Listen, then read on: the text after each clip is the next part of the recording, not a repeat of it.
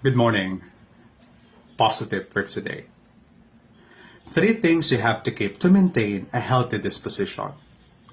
Treasured experience, healthy support system, and good habits.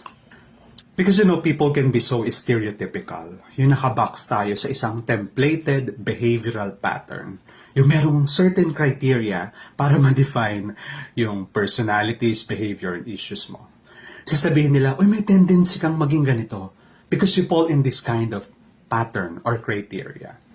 Ang problema kasi kapag wala tayong treasured experiences, healthy support system, and good habits, maaari nating ma-imbibe yung sinasabi nilang pattern sa atin. Na tinatawag nating self-fulfilling prophecy. Sige, ganito naman siguro talaga ako kasi merong pattern or criteria. Hindi po. May kanya-kanya tayong karanasan, kanya-kanya nilalapitan, at may kanya-kanya tayong ginagawa para mabasag yung define na behavioral pattern or criteria ng society.